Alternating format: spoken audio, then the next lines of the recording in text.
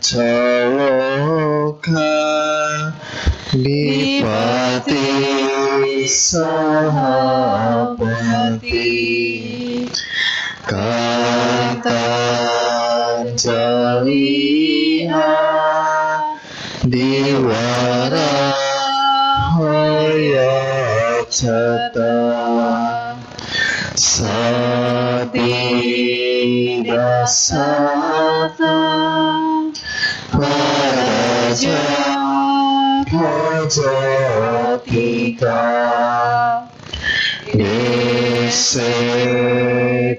Dhamma Hanukapima Paja, yang artinya Brahma Sahampati, penguasa dunia ini, beranjali dan memohon. Terdapat makhluk-makhluk yang memiliki sedikit abu di mata mereka. Ajarkanlah Dhamma demi kasih sayang kepada mereka.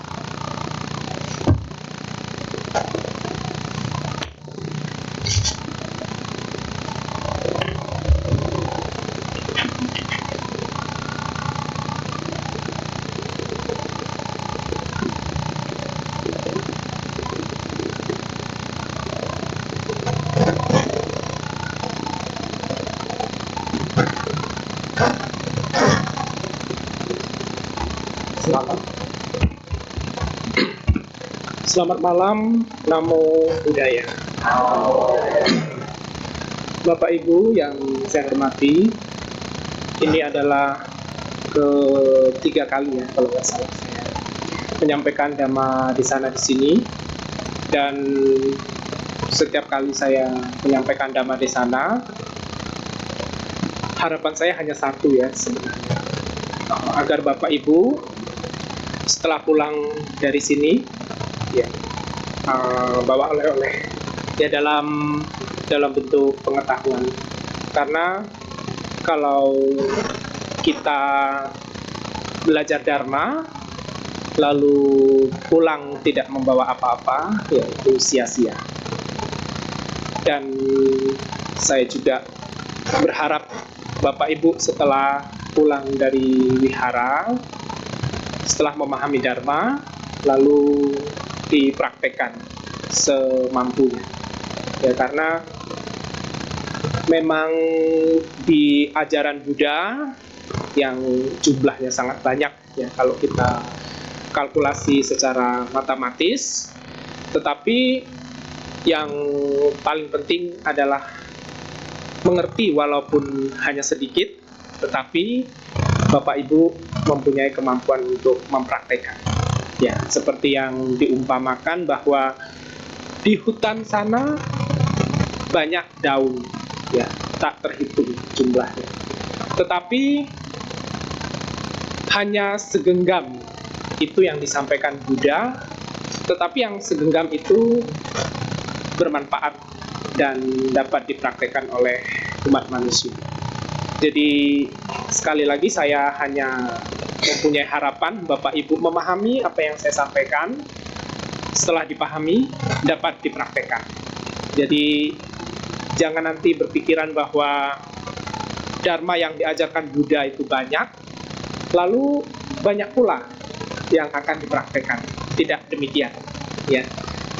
Kalau yang sedikit itu kita mampu mempraktekannya dengan sungguh-sungguh dan bermanfaat, kenapa mesti praktek yang banyak? Ya kan? Nah, Bapak Ibu, hari ini saya akan berbicara tentang bersyukur. Ya, jadi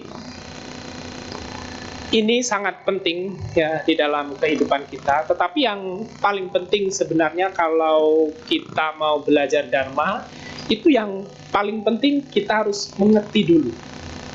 Ya, mengerti secara konsep. Sama halnya Bapak Ibu belajar meditasi. Ya, pada saat Bapak Ibu belajar meditasi, tidak mungkin langsung meditasi, ya kan? Tetapi harus memahami dulu apa itu meditasi. Ya, jadi waktu kita sekolah SD, ya SMP, SMA, bahkan sampai pada perguruan tinggi, ya, kita itu selalu dihadapkan kepada konsep dulu, ya, pengertian-pengertian dulu.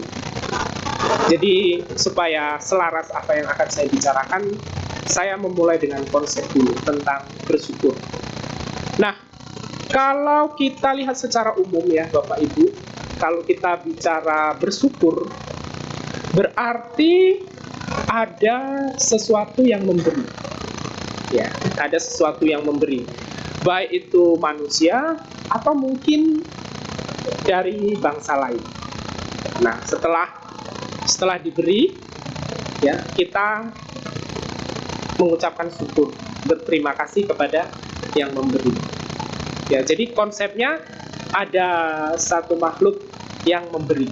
Ya, setelah diberi, kita terima, lalu kita merasa bersyukur karena telah memperoleh hal tersebut, baik itu barang maupun dalam bentuk lain. Nah, satu ini Bapak Ibu harus paham, itu konsep bersyukur secara umum, ya Bapak Ibu. Tetapi dalam konsep ajaran Buddha tidak demikian, ya, karena di dalam agama Buddha yang dikatakan bersyukur memang secara eksplisit itu tidak ada di dalam Tripitaka. Ya, bagaimana kita bersyukur, lalu tata cara bersyukur, memang secara tertulis itu tidak ada. Ya, secara tertulis itu tidak ada. Karena yang diajarkan Buddha itu kebanyakan tentang hukum sebab akibat.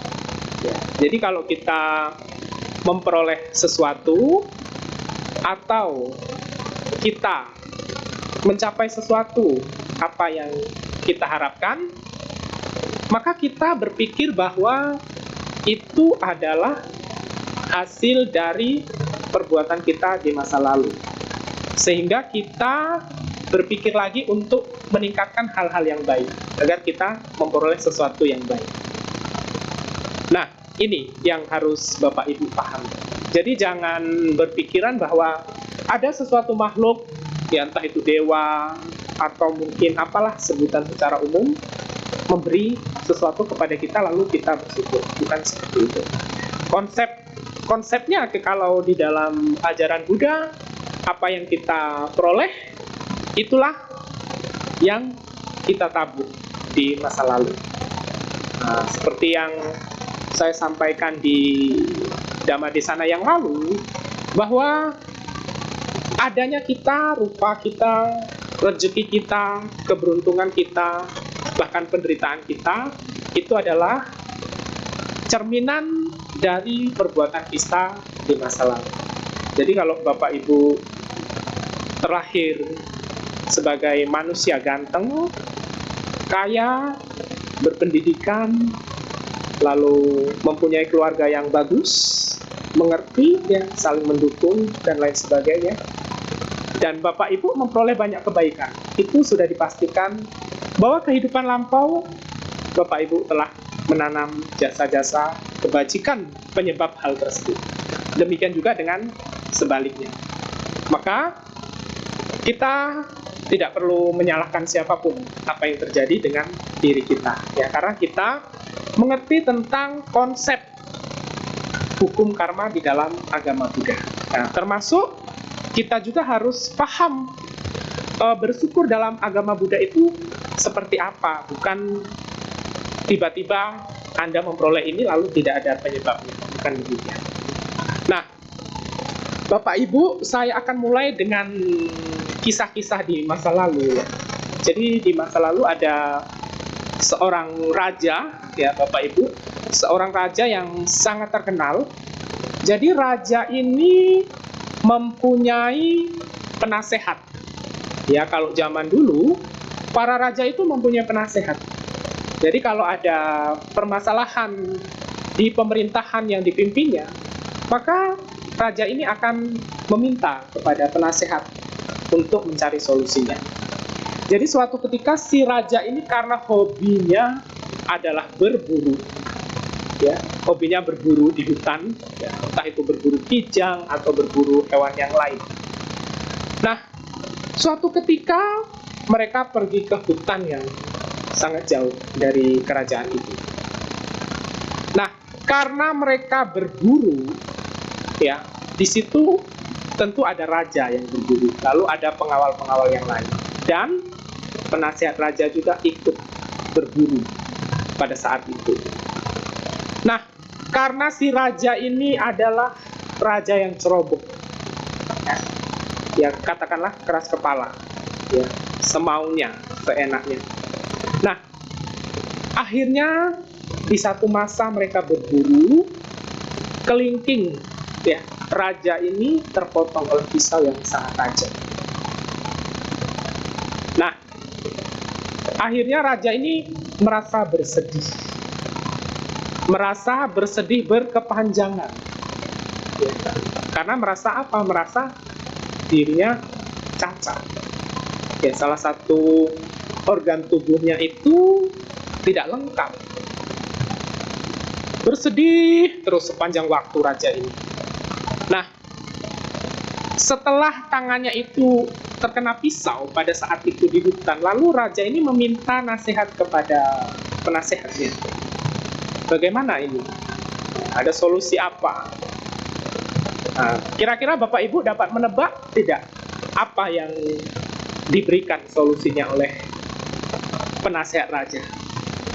Coba, ada yang mau nebak nggak?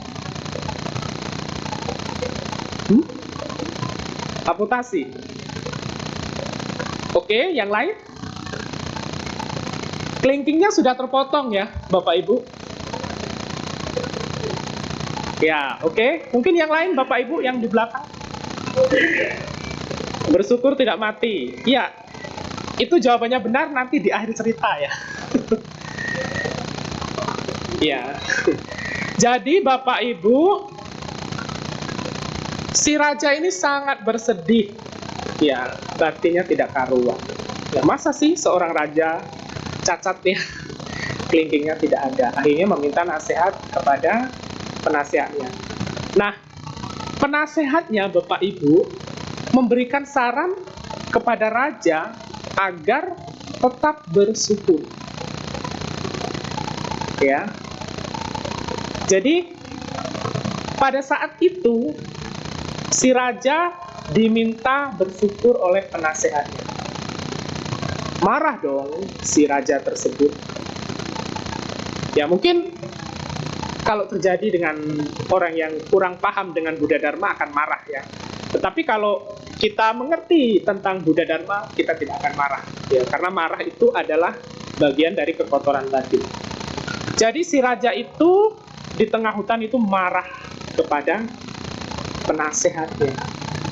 Masa sudah menderita, hasil buruan tidak dapat, ya kan? Tangannya, jarinya ini terpotong, ya tidak bisa balik lagi. Lalu diminta nasihat, malah disuruh bersyukur. Emosi Bapak Ibu raja, emosi. Sama aja, maaf kalau Bapak Ibu saya tidak mendoakan, misalnya kecelakaan kok malah disuruh bersyukur. Ya mungkin secara umum itu salah ya Bapak Ibu ya, secara umum salah. Tetapi tunggu dulu, secara dharma belum tentu. Ya, makanya Bapak Ibu dengarkan cerita saya sampai akhir. Jadi si raja ini malah marah, ya, murka kepada penasehatnya. Jelas-jelas yang terjadi adalah merugikan raja, membuat raja menjadi cacat, malah disuruh bersyukur. Siapa coba yang tidak marah? Akhirnya Bapak Ibu, raja ini memerintahkan ya kepada menteri yang lain untuk menjebloskan penasihat ini ke penjara. Nah, kira-kira sudah 3 tahun nih Bapak Ibu, si penasihat raja ini di penjara. Tetapi tabiat raja ini tidak berubah ya Bapak Ibu, masih saja pengen berburu. Ya namanya hobi ya, sama aja kalau kita lihat di masyarakat, kalau maaf punya hobi mancing, ya pengennya mancing terus. Ya, punya hobi judi, ya pengennya judi terus. Ya, atau apa? Pinjol ya. Apalagi sekarang Bapak Ibu yang keren-keren. Apa namanya? Judi online ya, pinjol ya. Terus apa lagi? Ya sejenisnya. Ya, biasanya sesuatu yang dilakukan 10 kali akan menjadi habit. Kebiasaan. Jadi si raja ini tidak sadar-sadar ya, hobinya pengen berburu terus. Walaupun satu kasus dia telah rugi, ya tangannya kena pisau dan satu jarinya hilang. Nah, karena penasehat raja tadi sudah dipenjara, maka raja mencari penasehat yang lainnya. Nah, akhirnya Bapak Ibu, bertemulah raja dengan penasehat yang baru. Setelah ada penasehat yang baru, kambuh lagi rajanya, berburu lagi. Ya, berburu lagi ke hutan.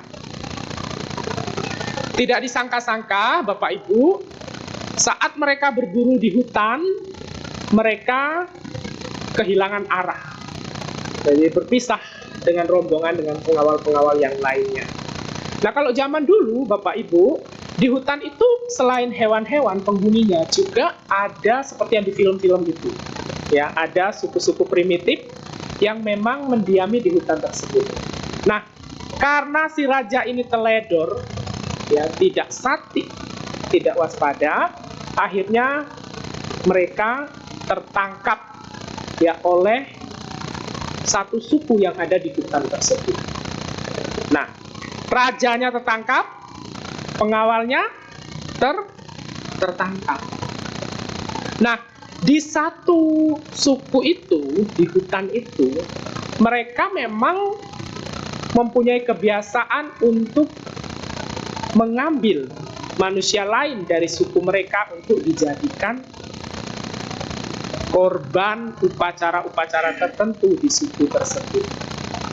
Nah, tetapi Bapak Ibu, syarat manusia yang dikorbankan oleh suku-suku tersebut harus normal. Ya, tidak ada cacat apapun.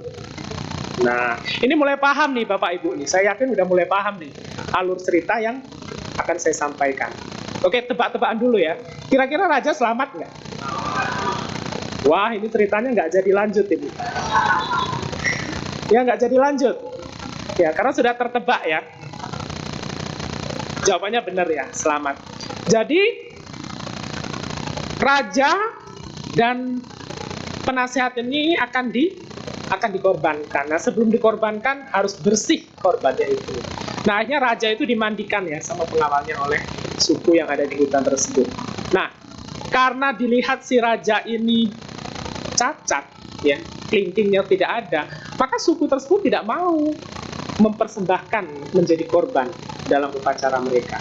Akhirnya si raja dengan begitu saja dibuang oleh suku yang akan mengorbankannya. Nah, pengawalnya yang baru tadi, ya fisiknya sempurna Bapak Ibu. Matanya lengkap, hidungnya ada, pokoknya secara fisik itu sempurna. Nah, pengawal raja inilah yang jadi korban. Nah, si raja itu, ya bahasa kasarnya maaf, dibuang oleh suku tersebut. Nah, karena raja ini dibuang, maka dengan sekuat tenaga, ya di hutan nggak ada makanan dan lain sebagainya, berjuang sekuat tenaga untuk balik ke kerajaannya. Nah, kira-kira apa yang terjadi? Coba Bapak Ibu. Ya, benar sekali. Jadi Bapak Ibu, setelah raja ini sampai di kerajaannya, lalu terdiam sejenak, merenung raja ini. Ya, merenung raja ini. Pikirannya itu lari kepada penasehatnya yang terdahulu di penjara sudah 3 tahun. Akhirnya penasehat tadi, ya, yang di penjara dikeluarkan. Ya, dikeluarkan. Nah, coba Bapak Ibu pikirkan. Kalau seandainya raja itu tangannya tidak terpotong, tangannya, jarinya, maksudnya tidak terpotong, pasti raja itu sudah menjadi korban. Seandainya penasehat raja tadi tidak dipenjara, maka sudah menjadi korban dari suku primitif yang ada di hutan. Jadi dari kisah ini Bapak Ibu, kadangkala manusia itu jangan hanya melihat dari sisi buruk saja.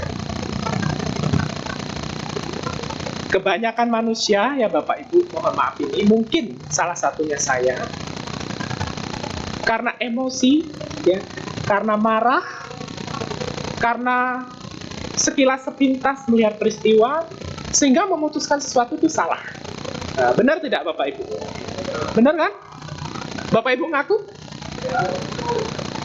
Sepakat dulu, coba yang aku angkat tangan deh. Coba.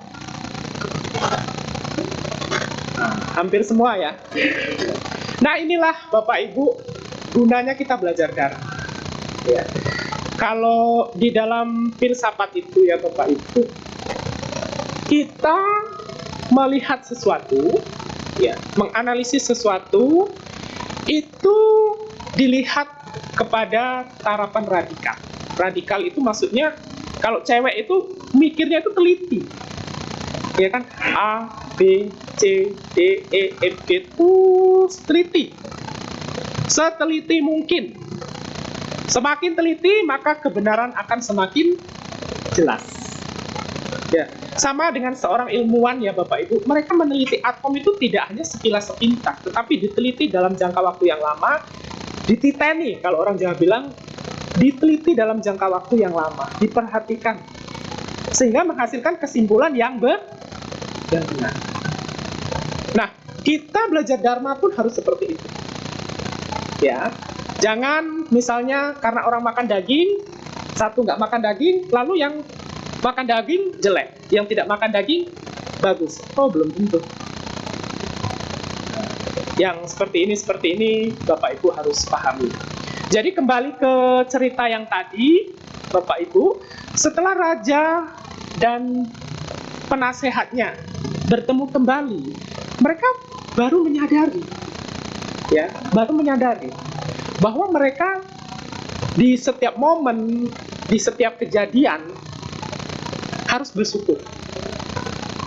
Ya, coba bayangkan cerita tadi kalau rajanya jarinya ya tidak putus, ya, atau si penasehat raja tidak dipenjarakan, bayangkan apa yang terjadi. Maka kedua-duanya akan menjadi korban.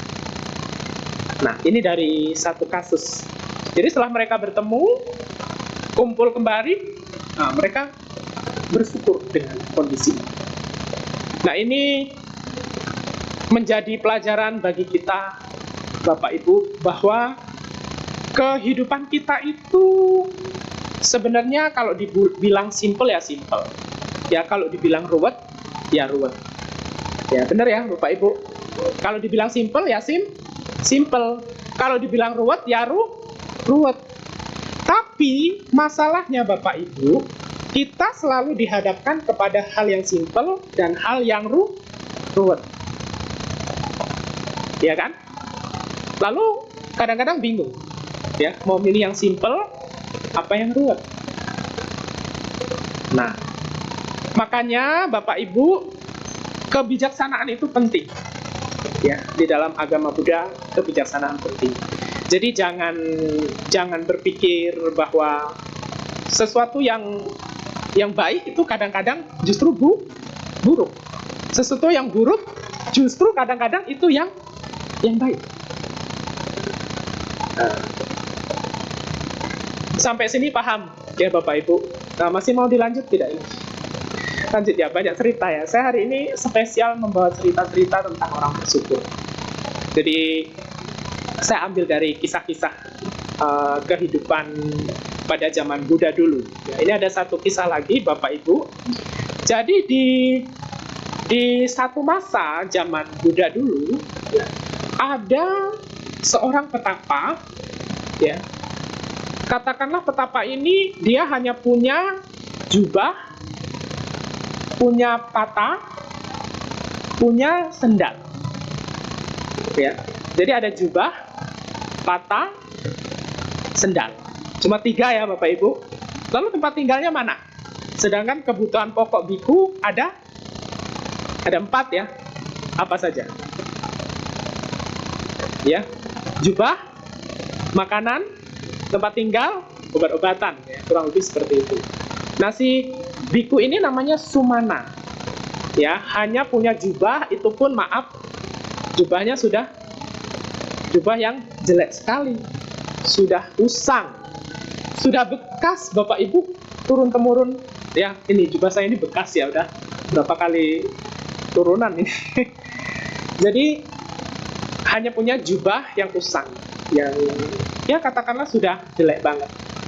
Lalu punya pata, punya sendal. Cuma punya 3 ya Bapak Ibu. Cuma punya 3. Sendalnya pun itu terbuat dari kayu yang ya pokoknya jelek banget lah. Nah, suatu ketika si bantenya ini ya, biku sumana ini ya nyantai lah, kayak nggak punya dosa. Ya, bahasa kasarnya kayak nggak punya dosa, nyantai di bawah pohon kayu.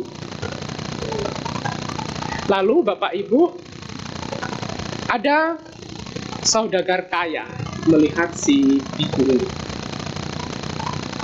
Nah, akhirnya saudagar kaya ini heran kan, santai banget hidupnya, ya, kayak nggak punya dosa, kayak tidak punya beban. Ya, karena si bantainya cuma memikirkan latihan diri, ya, jubah 1 cukup,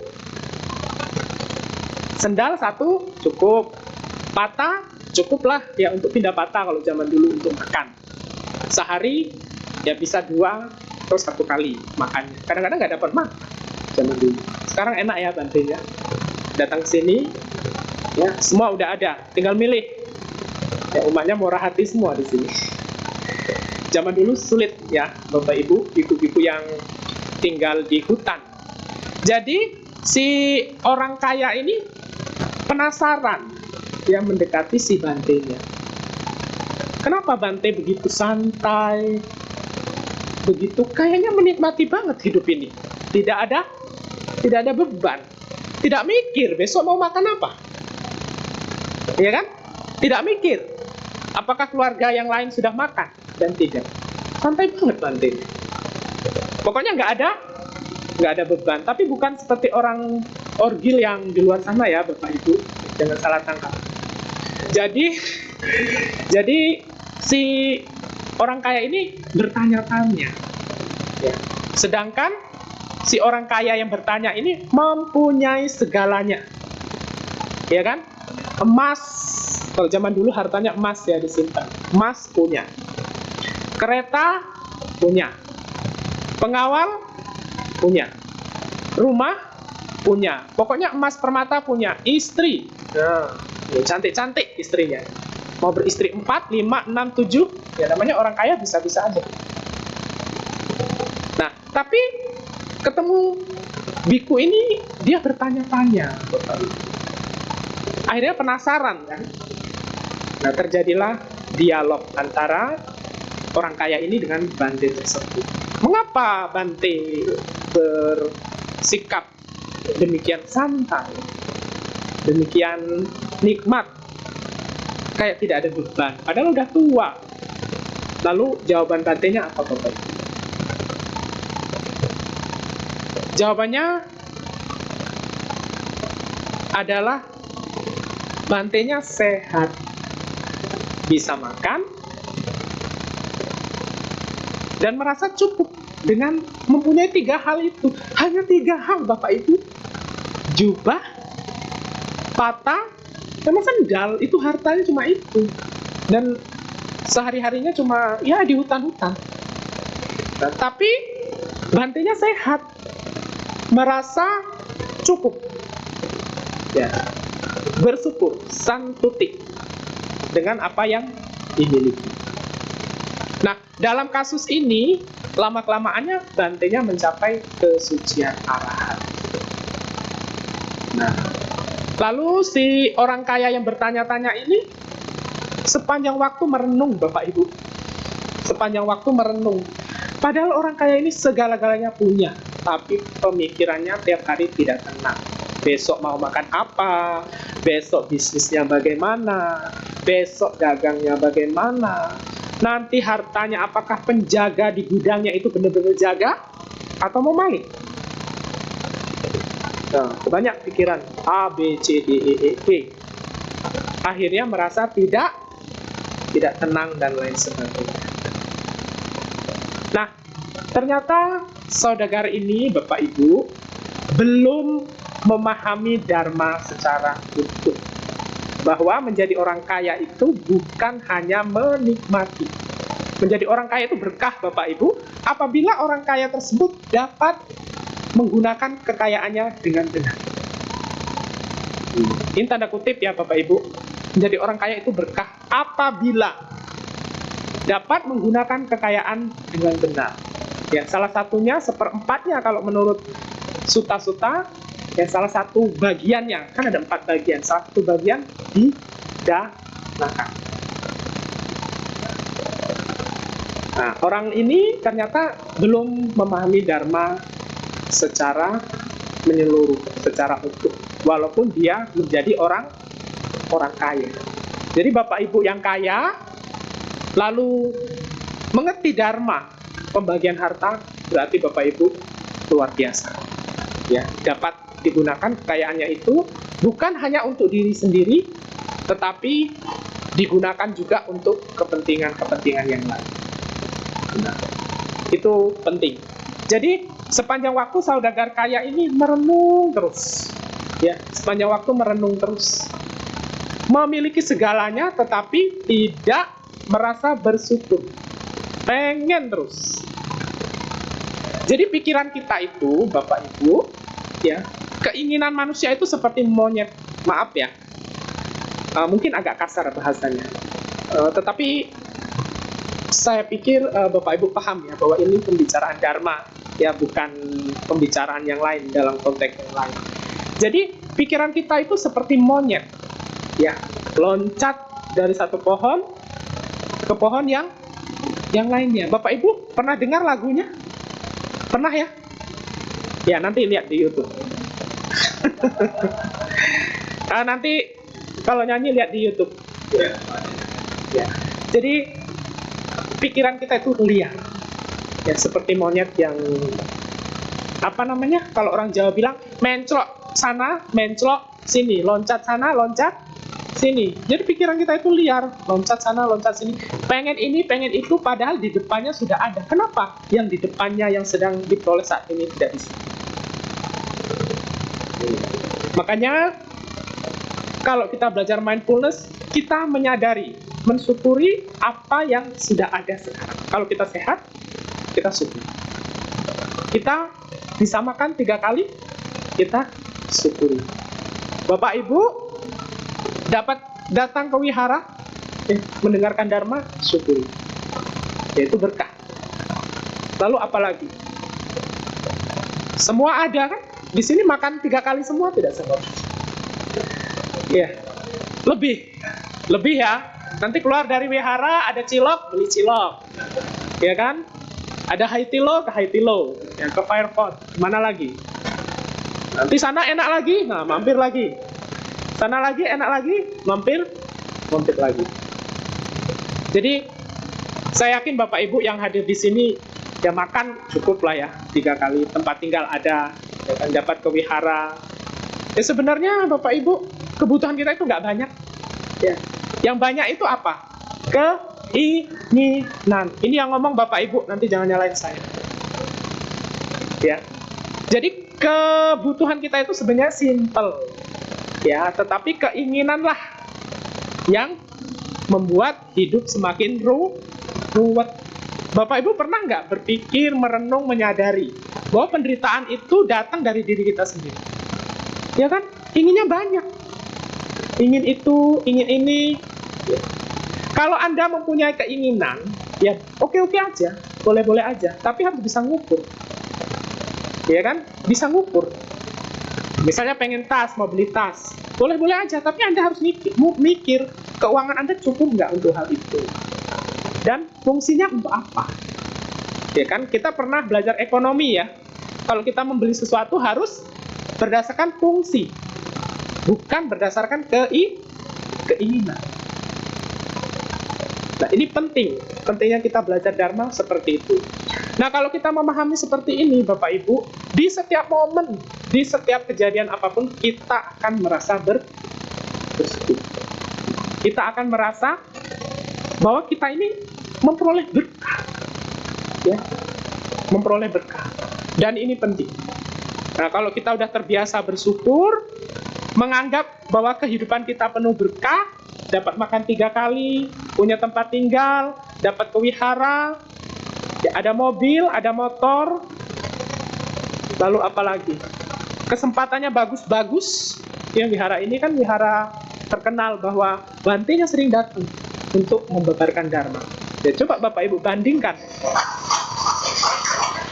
Bapak Ibu bandingkan dengan wihara-wihara lain yang di daerah sana. Misalnya di Lampung, ada 64 wihara. 1 tahun belum tentu bantenya dapat datang. Nah, di sini hampir tiap minggu ada. Yaitu berkah untuk Anda sendiri. Nah, yang seperti ini nampaknya sederhana. Ya Bapak Ibu, nampaknya sederhana. Tetapi ini harus disyukuri. Kalau Bapak Ibu terbiasa bersyukur, ya ini mungkin di luar ajaran Buddha ya. Kalau orang-orang kuno zaman dulu, yang sebelum datangnya ajaran Buddha, kalau kita sering bersyukur, maka alam, ya langit dan bumi akan mendengar. Nah, kalau langit dan bumi akan mendengar, maka kita akan memperoleh berkah sesuai dengan kebutuhan kita, bukan keinginan kita. Nah, itu orang-orang kuno zaman dulu, sebelum ajaran Buddha yang dibawa Buddha Sakyamuni datang. Nah, Bapak Ibu, makanya di awal tadi saya mengatakan kepada Bapak Ibu, kalau nanti pulang dari sini, ya harus mengerti Dharma, walaupun sedikit. Nah, lalu berusaha dipraktekkan dalam kehidupan sehari-hari. Ya, karena sekarang kita lahir sebagai manusia, mempunyai kesempatan yang sangat-sangat baik, ya, mempunyai kesempatan yang sangat-sangat baik, dapat mendengar Dharma pada waktu yang tepat. Apalagi Bapak Ibu sekarang dekat dengan Buddha Dharma, sering ke wihara. Itu kesempatan yang emas luar biasa untuk menanamkan jasa-jasa kebajikan, dan ini harus disyukuri. Nah, saya ada satu cerita lagi, sebenarnya banyak ya Bapak Ibu, udah saya siapin. Ada seorang sahabat ya pada zaman dulu, ya, seorang sahabat pada zaman dulu, yang satu kaya, yang satu miskin. Ya, yang satu kaya, yang satu miskin. Hebatnya Bapak Ibu, kedua orang ini benar-benar mengerti Dharma. Jadi yang kaya pinter mengatur kekayaannya untuk apa, yang miskin juga pinter mengatur statusnya sebagai statusnya sebagai seseorang yang miskin. Nah, mereka bersahabat. Jadi di satu waktu mereka bertemu, Bapak Ibu. Jadi sahabat kaya dan miskin bertemu. Nah, yang mereka bicarakan apa, Bapak Ibu? Coba tebak lagi. Yang mereka bicarakan apa? Bisnis mungkin? Apa lagi? Kesehatan, terus apa lagi? Lotre mungkin? Keluarga? Atau zaman sekarang yang tren apa? Saham. Ya, terus apa lagi? Apa lagi Bapak Ibu? Zaman dulu belum ada ya. Saham dan sejenisnya zaman dulu belum ada. Jadi dua orang ini ya sahabat baik, antara si kaya dan si miskin bertemu. Si kaya tinggalnya di kota, sukses secara materi. Si miskin tinggal di kampung, walaupun secara materi tidak sukses, tetapi Si miskin ini dia benar-benar paham untuk bersyukur. Jadi makan seadanya, ya kan, hidup seperlunya, artinya waktunya makan ya makan, waktunya minum ya minum, waktunya bekerja bekerja, waktunya tidur ya tidur. Jadi aktivitas sehari-hari si miskin ini bangun pagi, bekerja seharian, lalu sorenya menikmati hasil kerjanya, lalu tidur dengan nyenyak terus berputar sampai sudah tua. Jadi sepanjang hidupnya di kampung itu, ya cuma itu aja aktivitasnya Bapak Ibu. Bangun pagi, biasalah kalau di kampung ya Bapak Ibu, petani atau pekebun dan lain sebagainya, dia melakukan aktivitas sehari-hari. Sepanjang waktu itu aja yang dilakukan. Jadi cuma ya bertani, lalu setelah itu upahan, ya katakanlah serabutan ya kalau zaman sekarang di kampungnya itu, bekerja semampu dia. Lalu pulang sore, udah sore dapat uang. Ya, kalau zaman dulu tidak dalam bentuk berupa uang, bisa juga barter ya. Dia bekerja dapatnya makanan dan lain sebagainya.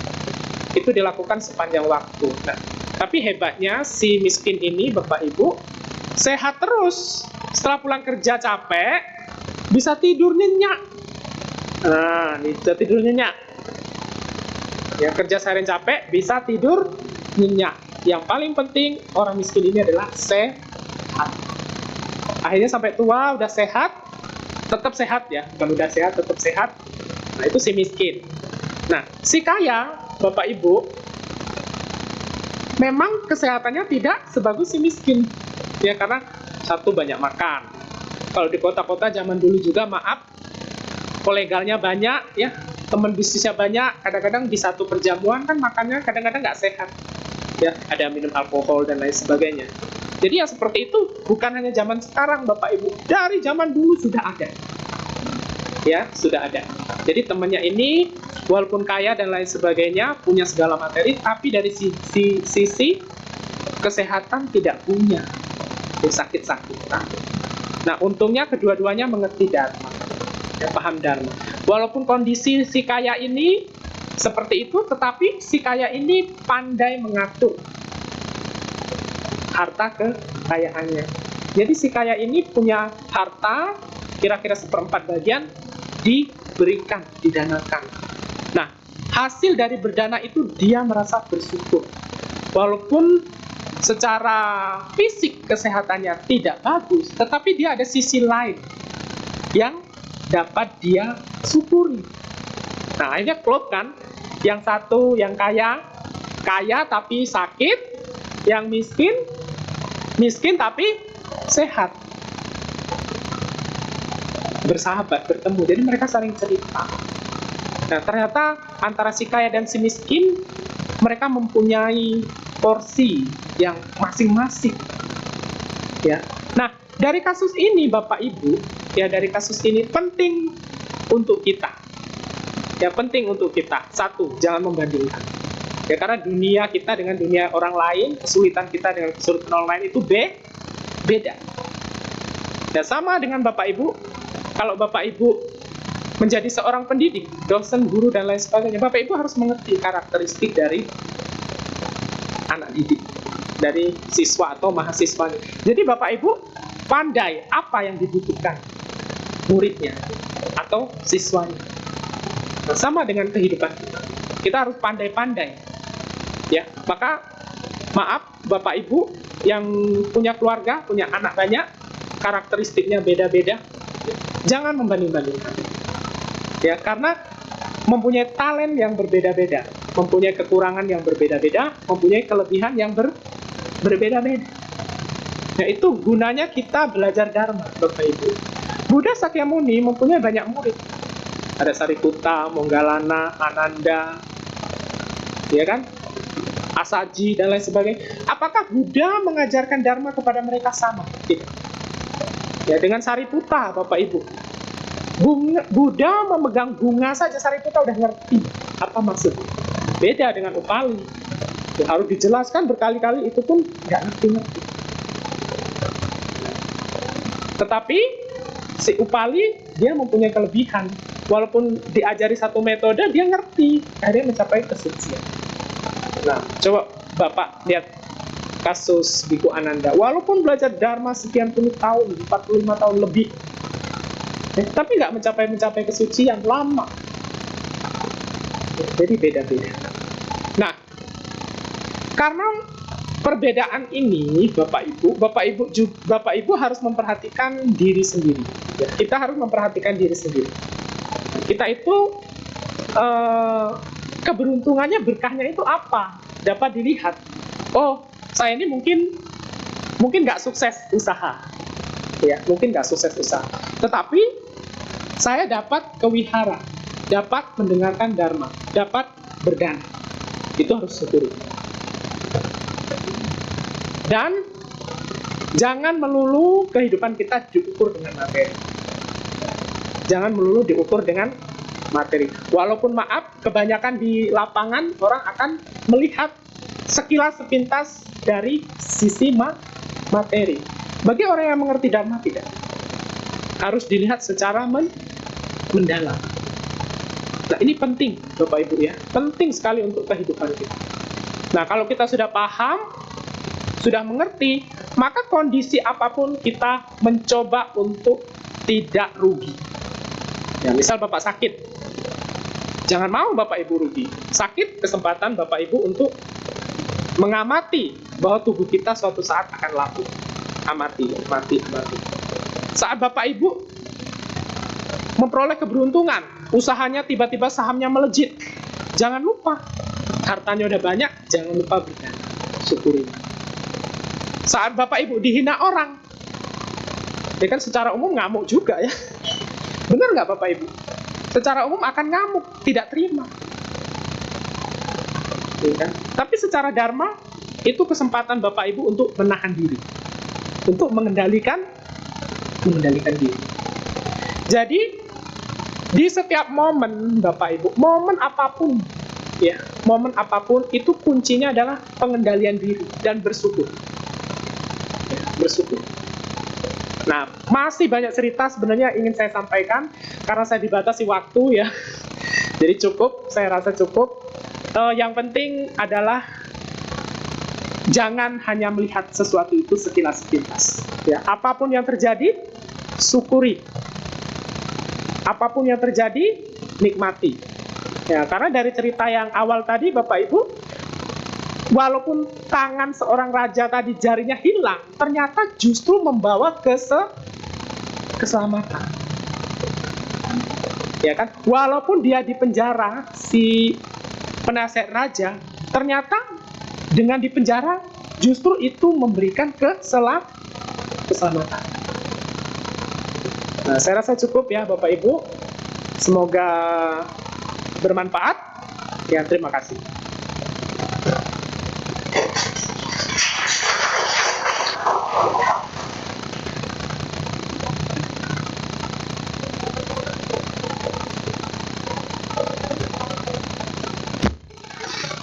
Bapak Ibu, kita akan melanjutkan ke sesi tanya jawab.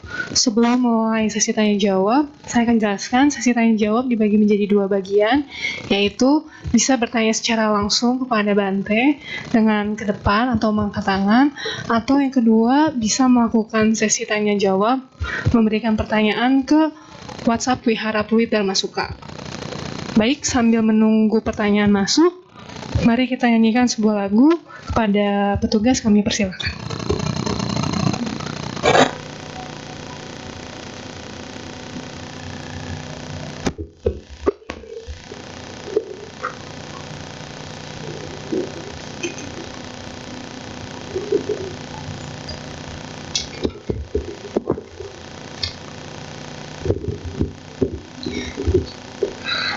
Untuk lagu yang kedua, saya akan menyanyikan lagu yang berjudul Pancasila Buddhis. Lagu ini merupakan ciptaan dari Suhu. Selamat menikmati.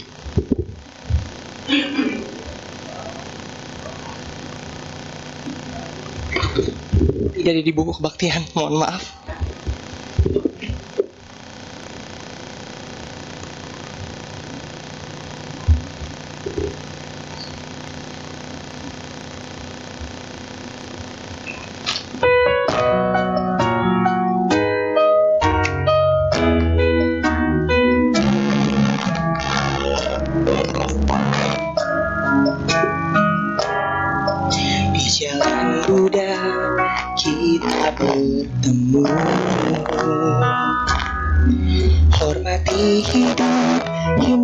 menghindari membunuh.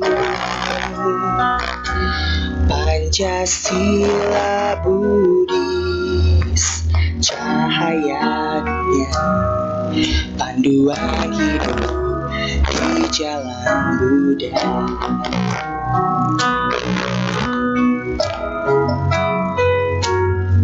Jangan ambil yang bukan milik kita. Hati bersih, kejujuran terjaga. Jauhi asusila, utamakan setia. Di setiap langkah kita praktekkan. Berbicara dengan pilihan bijak. Jauhi mabuk, selalu waspada. Pancasila Buddhis, cahaya dunia, pelindung umat Buddha. Sila Buddhis, panduan kita menuju damai dalam jalan Buddha. Pancasila Buddhis, panduan kita membawa bekal sepanjang masa.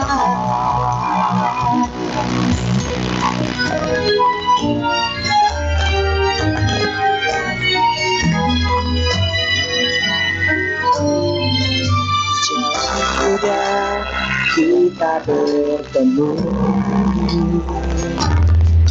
hormati hidup, hindari membunuh. Pancasila Buddhis, cahaya dunia, panduan hidup di jalan Buddha.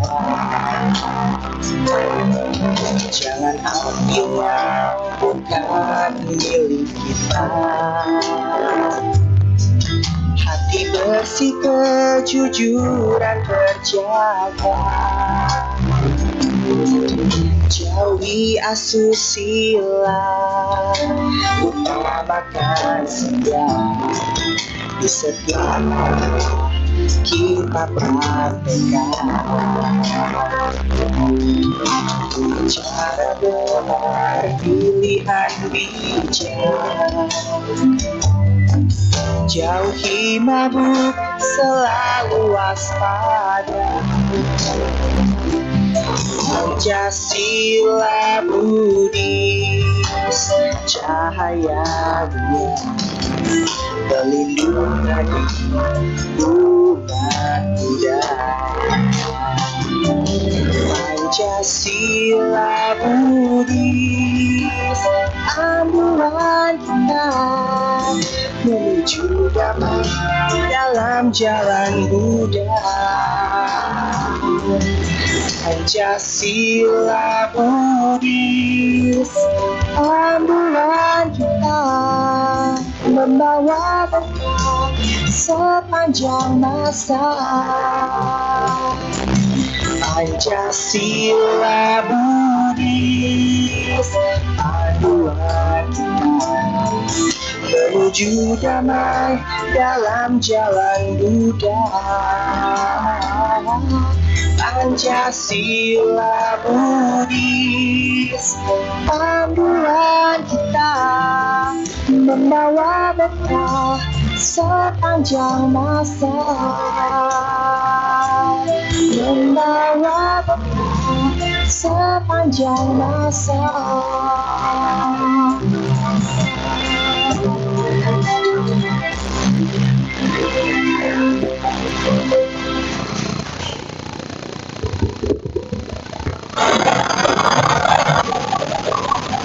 Terima kasih. Mohon maaf Saatnya kita memasuki sesi tanya jawab.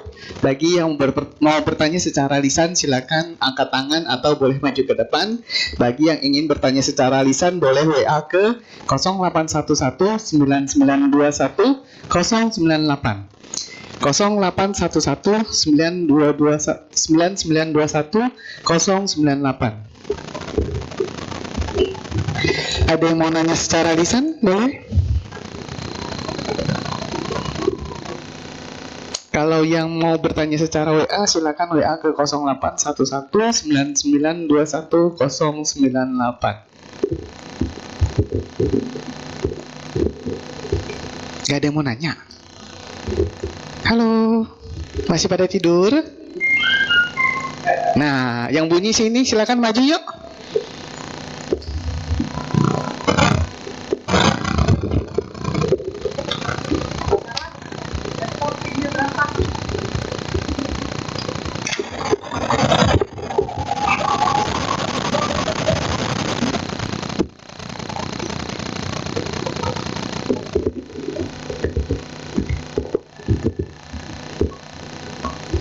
Ada yang mau nanya secara thank you, silakan. Yang mau WA ya, yang lain kalau nggak mau maju boleh WA 0811 9921 098. Selamat malam Bante, saya ingin bertanya. Terima kasih atas wejangan dharmanya. Yang saya tangkap memang kita hidup harus bersyukur. Tapi bagaimana ya kita harus mengendalikan pikiran kita dengan kadang-kadang kita hidup itu harus juga termotivasi.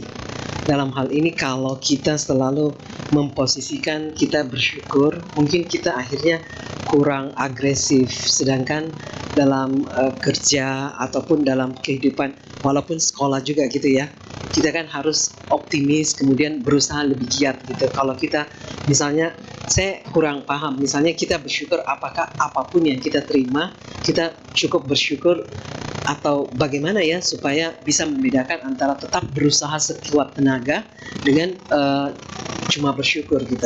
Terima kasih Bante.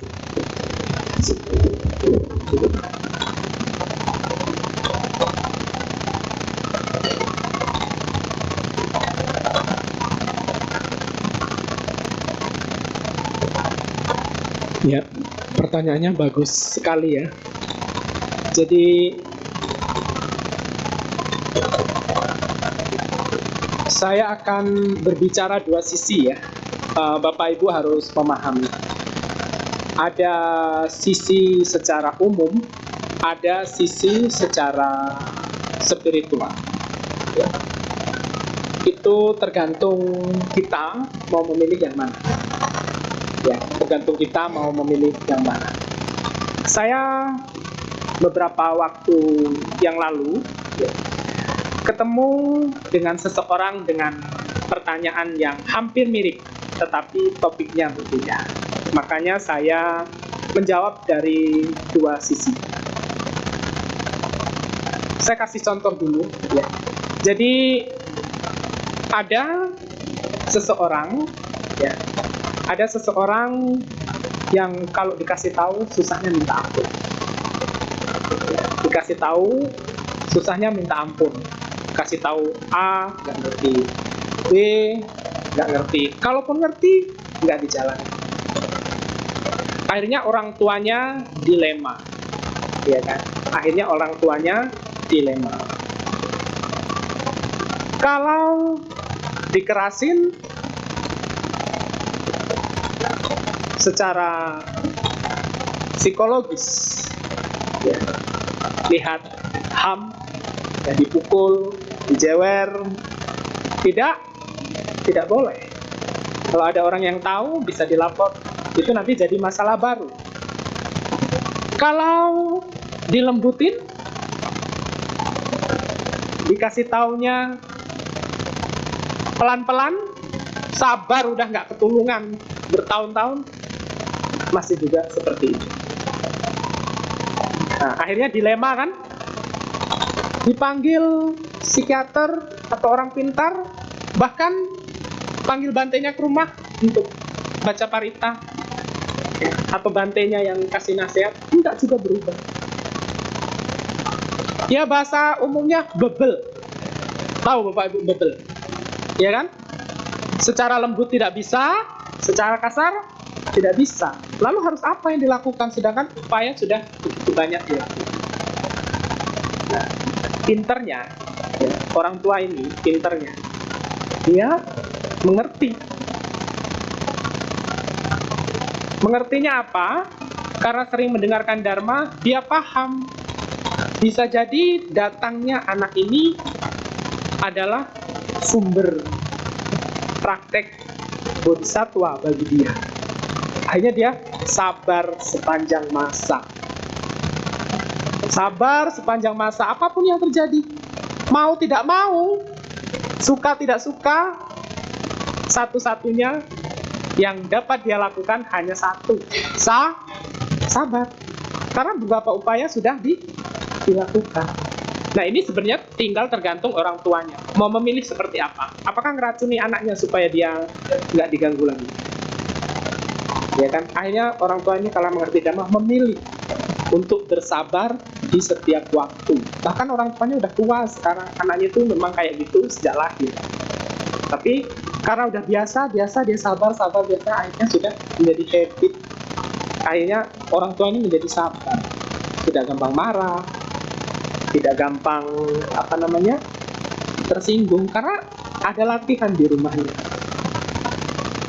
Ya, itu dari sisi spiritual bagus, dia sabar. Tapi dari sisi umum di masyarakat itu menjadi cemooh orang, ya kan? Menjadi dilema. Anaknya kayak gitu nggak normal. Apalah mulut tetangga itu kan lebih keras, lebih jangkauannya lebih, radiusnya itu lebih, pokoknya lebih lah daripada pengeras suara. Ya, nah itu pilihan. Jadi orang tua ini memilih untuk hal itu. Terus tadi kalau kita lihat kasusnya ya di dunia kerja. Kalau di dunia kerja, Anda posisinya sebagai, kalau manajer ya sebagai manajer, sebagai karyawan sebagai karyawan. Lakukan apa yang semestinya ada SOP di sana. Standar operasional prosedur. Sama Bapak Ibu, saya juga dosen. Walaupun saya sebagai biku, saya ngajar di universitas, saya harus mengikuti administrasi di universitas, saya ikut. Kalau saya harus tegas, saya tegas. Kalau saya harus agak lembut sedikit, harus lembut sedikit. Tapi ingat, segala sesuatu ada konsekuensinya. Makanya, kalau kita menghadapi hal-hal demikian di dunia kerja, ya, kadangkala apa yang ada di kitab suci, apa yang dibicarakan Buddha, apa yang Bante sampaikan, kadang-kadang mau diterapkan susah di lingkungan dunia kerja. Dan kadang-kadang Anda harus bersyukur, ya, dicemooh orang bersyukur, mendapat bonus bersyukur, apa-apa bersyukur, akhirnya menjadi lemah. Jangan juga seperti itu. Ya. Jadi kalau Anda di dunia kerja, Anda mesti profesional di dunia kerja. Ya. Anda waktunya bersyukur, ya bersyukur. Kalau Anda waktunya harus tidak bersyukur, ya harus tidak bersyukur. Tapi Anda harus paham, semua itu ada konsekuensinya. Ingat kasus Buddha menasehati seorang nelayan. Ya kan? Nelayan itu nggak ada pilihan. Kalau dia nggak melaut, nggak dapat ikan, nggak bisa menghidupi keluarganya. Mau tidak mau dia harus melaut untuk mencari ikan. Itu kan pembunuhan. Tetapi Buddha memberikan masukan untuk melakukan perbuatan baik dalam bentuk yang baik. Ya kan? Jadi tidak melulu dia melaut membunuh. Ya, ada sisi positifnya. Ya, kalau saya lihat dari kasus siapa namanya tadi? Ya, saya juga mengalami. Ya, karena saya juga sebagai pendidik. Ya, waktunya bersyukur, ya bersyukur. Tapi kalau Anda kerja di lembaga-lembaga pemerintah di mana Anda bekerja, Anda harus profesional. Karena profesional adalah bagian dari integritas. Jadi Anda harus membedakan kapan waktunya bersyukur, kapan waktunya tidak bersyukur. Kadang-kadang Anda bersyukur juga salah. Percaya nggak Bapak Ibu? Ya kan? Kadang-kadang Anda bersyukur dengan satu kondisi, justru Anda malah dimanfaatkan, disakiti. Banyaklah namanya di dunia kantor itu, maaf, sikut mengikut. Tapi kalau Anda seorang Buddhism yang baik, ya Anda profesional di bagian kerjaan Anda. Ada kesalahan-kesalahan sedikit, cincailah. Ya, tapi Anda juga harus melakukan kebaikan-kebaikan yang lain. Nah, supaya lebih gampangnya, pada kasus seorang nelayan tadi, walaupun dia melakukan banyak kesalahan di situ, tapi di sisi lain dia juga banyak kebaikan. Nah, ini ada kasus lagi, cerita Bodhidharma, Bapak Ibu, seorang biku pada zaman dulu yang sangat terkenal. Walaupun dia seorang biku, Bapak Ibu, bayangkan banyak sekali masalah-masalah yang datang dari luar, diganggu orang, dimaki orang, dan lain sebagainya. Tapi Bodhidharma tetap kukuh dengan latihannya. Dia selalu bersyukur di setiap momen. Ada orang menyakiti, bersyukur. Ada orang ganggu, bersyukur. Latihan akhirnya dia mencapai pencerahan. Nah, tapi jangan hanya berpikir seperti Bodhidharma. Anda dengan Bodhidharma, konteks kerja Anda berbeda. Tempat Anda berbeda. Ya. Jadi di sini saran saya harus bijaksana. Kalau kerja di tempat umum, di lembaga-lembaga umum, ya Anda profesional di pekerjaan Anda. Ya, kalau Anda terlalu lemah juga, saya nggak perlu cerita, ya posisi Anda dalam hitungan hari atau mungkin bulan atau ya bisa aja beberapa hari kerja sudah digantikan yang lain. Dunia itu kejam, Bapak Ibu. Ya, apalagi dunia kerja, kejam. Saya tahu persis. Ya, kejam. Tapi kalau Anda memahami Dharma dengan baik, Anda tahu konsekuensinya kalau melakukan ini dan melakukan itu. Jadi saran saya, harus profesional di pekerjaan Anda. Ya, Anda harus bersyukur karena Anda masih bekerja. Anda masih memperoleh gaji, ya harus bersyukur. Ya, karena di luar sana berbondong-bondong banyak orang sulit mencari pekerjaan, ya kan? Bahkan saingannya banyak banget. Biasanya yang diterima maaf, yang deket, dengan keluarga, saudara, itu tantangan bagi kita dunia sekarang. Ya mungkin kelihatannya agak kasar saya ngomongnya, Bapak Ibu, tapi ini Dharma. Bahwa Anda harus, kalau kerja di mana ya profesional. Ya. Ada loh Bapak Ibu, umat Buddha yang berprofesi sebagai dokter.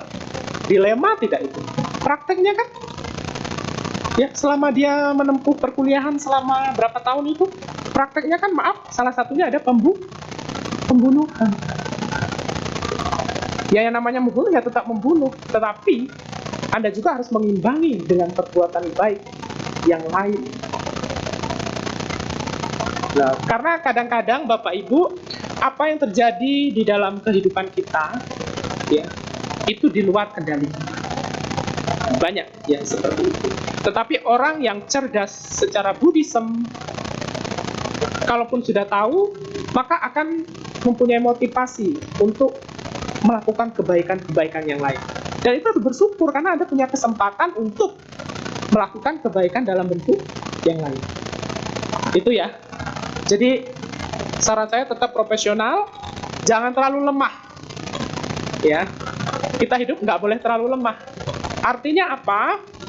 Lihat kasus pada saat petapa Siddhartha di hutan mendengarkan suara kecapi. Ya kan?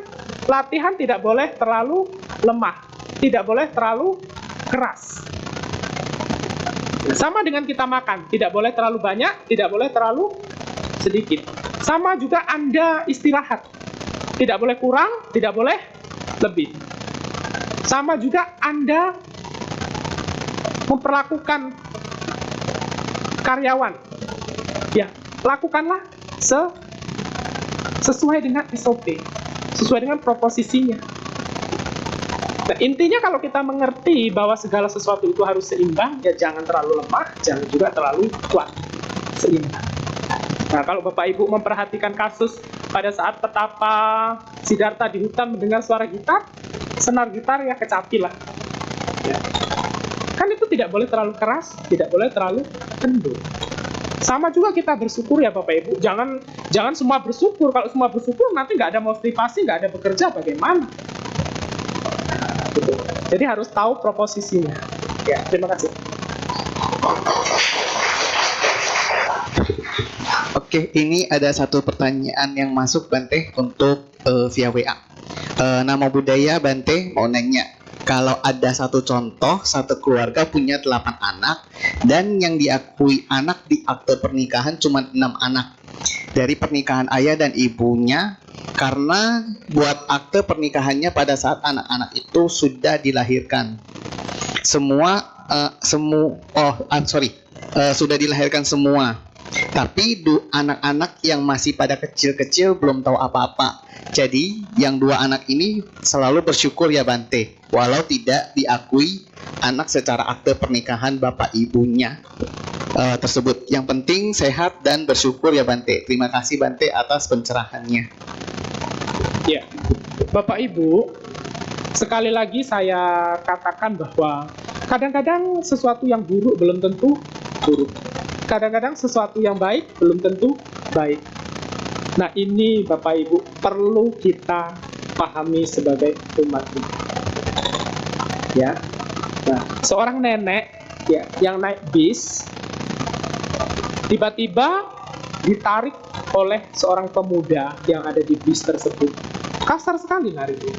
Sampai nenek itu hampir bahunya itu hampir kena kursi gitu. Agak kesakitan sedikit. Secara umum kan kasar banget ya. Aduh, nggak hormat banget ini anak kok tiba-tiba nenek yang sudah tua ditarik begitu saja. Sehingga banyak spekulasi orang-orang yang ada di dalam bis tersebut. Kenapa nggak ditarik atau dikasih tahu dengan lembut? Ternyata nenek itu dalam bahaya karena pintu bis itu terbuka. Kalau tidak ditarik cepat, pokoknya cepat gesit, itu nenek itu bisa jatuh.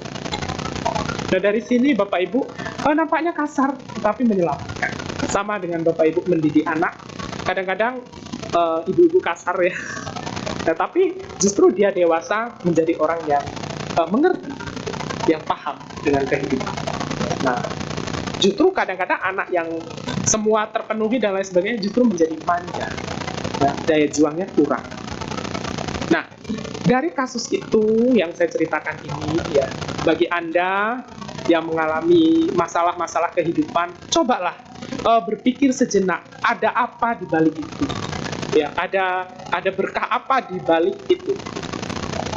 Ya, di balik masalah itu ada apa? Gitu.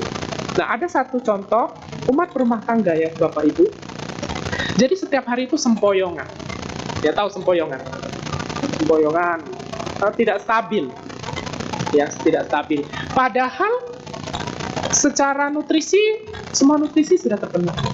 Ya, karbohidratnya cukup, protein cukup, pokoknya semua sudah kealisi. Tapi kenapa setiap hari orang itu sempoyongan, kayak nggak ada tenaga gitu. Mau jalan aja, jatuh, oleng.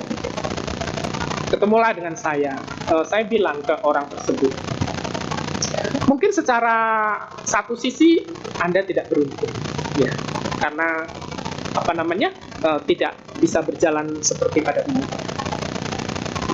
Tapi di sisi lain Bapak Ibu, ternyata keluarganya, ya anak, suami, cicit dan mantu, semua anak-anaknya itu, semuanya rata-rata sayang, memberi perhatian. Bahkan mau butuh apa, tinggal WA aja, langsung gercep. Cucunya, anaknya gercep, gerak cepat, menolong, memberikan masukan dan lain sebagainya. Mau butuh apa, cepet. Pokoknya keluarga itu ya gercep dalam artian dia tidak menderita dengan hubungan cucu, anak dan lain sebagainya. Semuanya sayang. Tapi di sisi lain dia mengalami seperti itu. Bandingkan, ada satu keluarga yang sehat walafiat, cucunya banyak yang nakal, membohongi lah, bahkan suaminya tidak sayang lah. ininya lengkap lah, lain sebagainya. Coba kita belajar berpikir seperti itu. Bisa nggak? Sekali-kali kita itu belajar seperti itu, membandingkan tetapi mengambil hal yang positif. Bisa nggak belajar seperti itu? Perhatikan di sekeliling. Nah, orang yang sempoyongan ini tadi, itu memang dia bawaan. Ya, dia lahir, ya kira-kira umur 10 tahun itu masih normal. Setelah itu, ya udah mulai. Nah, tapi di sisi lain, dia mempunyai keluarga, keluarganya semua sayang, mereka hidup berkecukupan. Kurangannya yang satu, dia kalau jalan sempoyongan. Kurangannya satu. Yang lain oke-oke aja. Jadi sebenarnya semua manusia itu hampir ya Bapak Ibu, hampir semua mengalami manusia ada satu sisi negatifnya. Yang kadang-kadang dia menderita, tapi melupakan hal-hal yang baik yang lainnya. Nah, ini kecenderungan manusia. Kalau yang derita-derita, yang nggak enak-enak itu gampang disimpan di dalam hati. Benar nggak? Kalau yang baik-baik, kadang-kadang berapa lama sih durasi dapat disimpan? Ya itu tadi yang tanya ya, yang pertanyaannya bagus ya, bagus banget pertanyaannya. Ya, seperti yang saya katakan tadi, cobalah melihat sisi-sisi yang lain. Ya, jangan beranggapan bahwa kita ini yang paling menderita. Ya, jangan beranggapan seperti itu. Karena di sisi lain kita mempunyai hal yang positif. Ya, seperti saya nih, saya contohkan. Bapak Ibu punya keluarga semua. Ya, ada yang masih punya orang tua, ada yang masih anak cucunya, lain sebagainya. Nah, saya keluarga pun nggak ada. Nah, orang tua nggak ada, meninggal. Bapak Ibu nggak ada, saudara nggak ada, saya hidup sendiri. Tapi saya nggak mempermasalahkan itu. Karena saya ada sisi yang lain yang dapat membuat saya bersyukur. Saya bisa jadi bante, makan gratis di wihara, ya kan? Mau pergi dijemput, terus apa lagi? Mau berkarya bisa, ya kan? Bentar lagi keluar dari sini ada jus tuh, ya kan? Lalu mau pulang, saya nggak perlu sulit-sulit pesen Gojek, nggak perlu. Ya udah ada yang antar. Walaupun saya tidak punya keluarga, tapi saya punya keberuntungan yang lain. Nah, coba Bapak Ibu, kita belajarnya seperti itu deh. Ya, kita belajarnya seperti itu. Mungkin ini sederhana, tidak ada di kitab suci. Ya, tetapi itu bagian dari kita praktekkan. Ya, Anda mempunyai keluarga, ya saya senang-senang aja. Walaupun saya nggak punya keluarga, tapi saya mempunyai hal-hal yang lain. Ya, Anda walaupun mempunyai keluarga dan lain sebagainya, belum tentu Anda, maaf ya ini tanda kutip, belum tentu Anda dihormati seperti seorang biku. Nah, saya punya itu, Anda tidak punya. Nah, ini tanda kutip ya, jangan diartikan negatif. Nah, kita hidup itu seperti itu bagian dari bersyukur dengan apa yang kita miliki. Nah, kalau kita udah biasa seperti itu, maka hidup kita enjoy. Ya, hidup kita enjoy Bapak Ibu. Ya waktunya sakit, ya sakit, memang kita punya nama dan rupa. Ya, waktunya nanti tua, ya tua, karena kita pernah muda. Dan hukum alam itu kita juga akan mengalami kematian dan kelaparan. Jadi apa sih yang dimasalahkan? Yang masalah itu adalah kita tidak mengerti kerja hukum karma dan tidak mengerti apa yang telah diajarkan Buddha, bahwa hidup itu adalah duka. Kalau kita paham itu, ya enjoy aja kita laksanakan. Ya, tapi jangan berpikir Bante enak aja ngomong kayak gitu, saya yang ngerasakan. Ada. Tapi ingat Bapak Ibu, saya juga pernah merasakan, tapi model penderitaannya berbeda. Semua di sini punya penderitaan, punya kebahagiaan. Waktunya berbeda. Mungkin Anda sekarang miskin, suatu saat Anda bisa kaya loh, Bapak Ibu. Ya, Anda melakukan kebajikan dana wihara, itu benih-benih untuk menjadi kaya di kehidupan masa mendatang. Jadi janganlah berpikir sempit, ya, janganlah berpikir instan, tapi berpikirlah yang lebih luas. Ya, tadi masalah kartu keluarga nggak diakui dan lain sebagainya. Tugas Anda kan berusaha bagaimana supaya diakui, ya kan, berusaha. Kalau usaha Anda belum juga, mungkin ada sisi yang lain, sisi positif yang lain yang kelak akan datang dalam bentuk kebahagiaan untuk Anda. Ya, terima kasih.